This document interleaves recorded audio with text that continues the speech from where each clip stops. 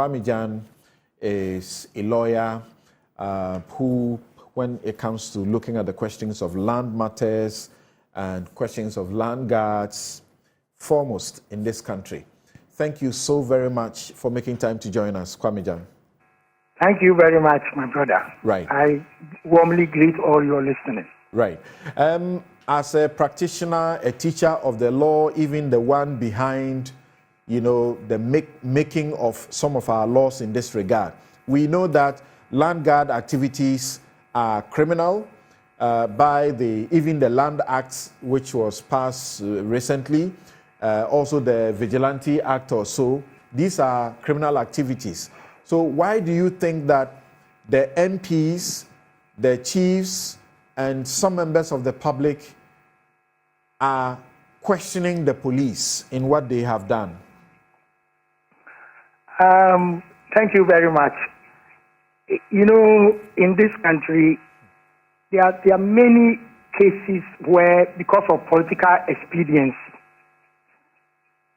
particularly MPs, because of vote and staying in office, particularly MPs and in some cases politicians generally, would not want to face the facts. I have been around the land sector in this country for the last 25 years since I came back from my studies abroad.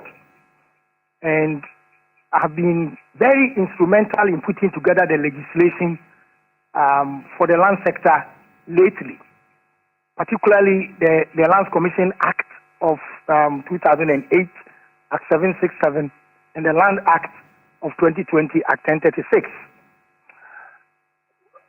My brother, this thing called land guards, apart from the killings and the maimings and so on, land guards present a serious security issue wherever they are found. They negatively affect the value of properties. If you live in an area with prevalence of land guard activities, property values are low. Because who wants to be part of such an area? But the problem with land guards is, if you look at the Land Act, there is no reference to that word land guard. Right. It doesn't appear anywhere in the Act. Because this thing called land guards, they are multifaceted. There are some people who are like area guys. They are sons of the soil. They are members of the land owning group. They will just come around when you are developing. They will say, "Fei kusum, do kusum," particularly in the Ghana areas. Do kusum. If you do the kusum, they are harmless. They will just take some peanuts and they go.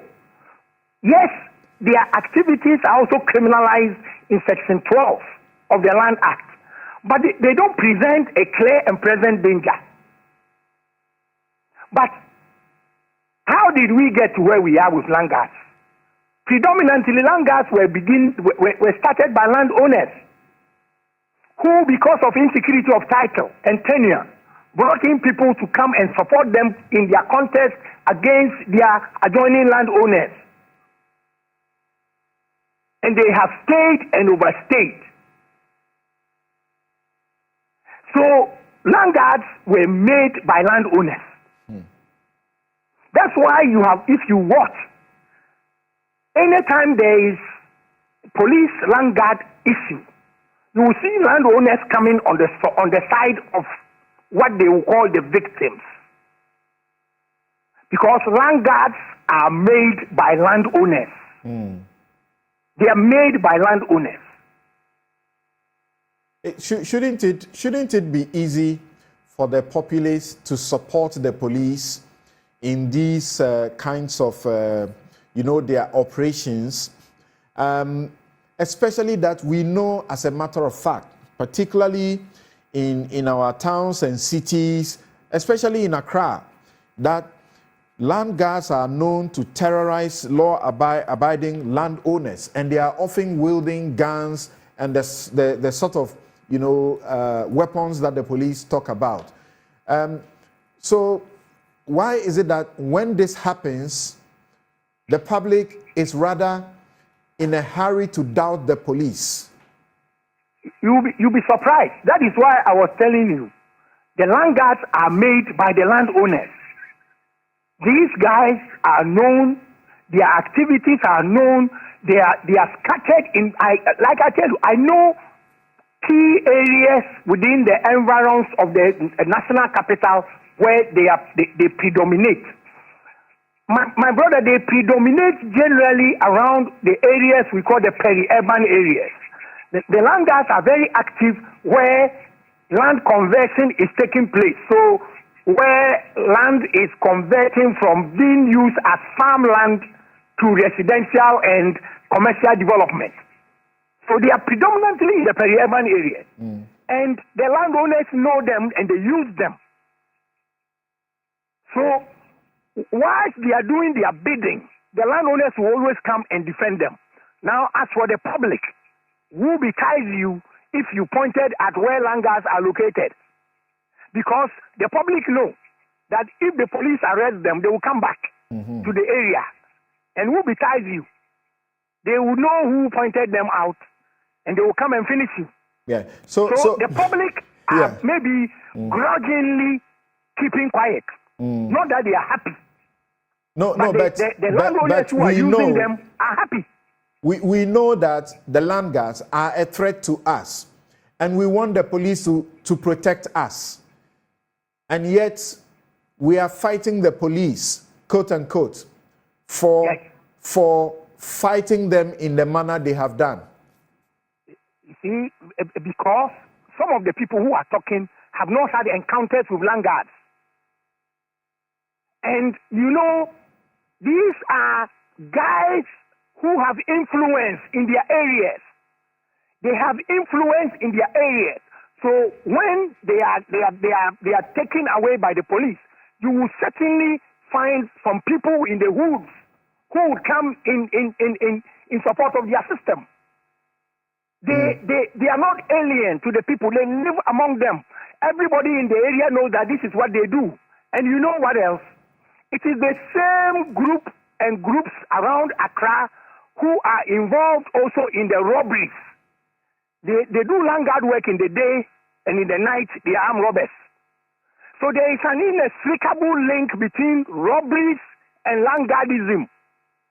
And it is inextricable.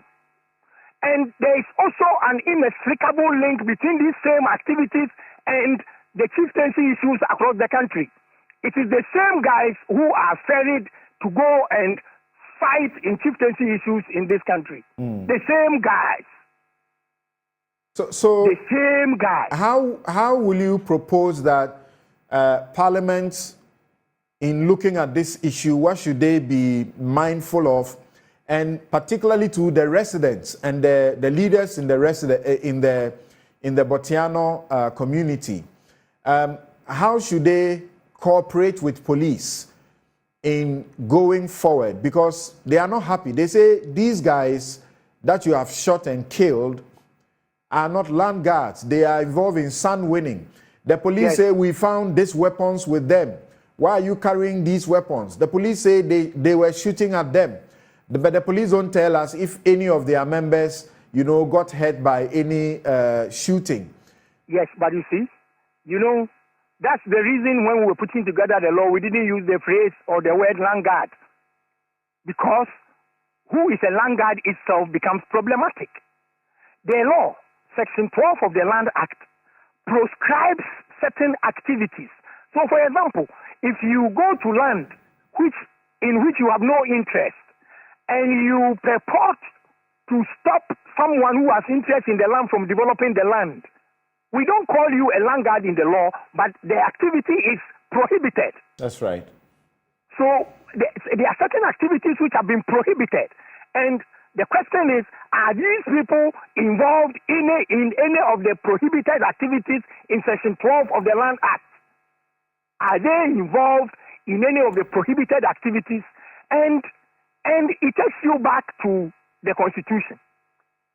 Yes, everybody in this country has a right to life. But Article 13 of the Constitution sets out the limits of your right to life. that under certain circumstances, your right to life it can lawfully be taken. So ask yourself whether the information the police are giving, is it commensurate with any circumstance under Article 13 in which they can shoot to kill? How many people have been Landguards killed in this country? How many people haven't died on their own lawfully acquired lands? And how many of these people have ever been prosecuted? It started long ago from Ablekuma, when some policemen, Ninja, and others, some ECG top executive, nurses were killed at English Yaman from Domiabra. It's so rampant, so rampant. So rampant. Yes, it's painful when anybody is killed, but the law expects that under certain circumstances, life will be taken away. And if life has been taken away, we should just interrogate the facts. Are the police justified under Article 13 to take out someone's life? If they are justified, they are justified. You see, you are running this country into a state where law enforcement is gradually being incapacitated because of all these kinds of agitations, because of vote. Everything in this country is seen in the lens of vote. So people do wrong things, but because you want them to vote for us, we support them. What kind of country are we building? Okay. Thank you so very much, Lawyer Kwame Gyan. He is a senior lecturer at the University of Ghana. And like I said earlier, it's unquestioned. In this country, he's foremost.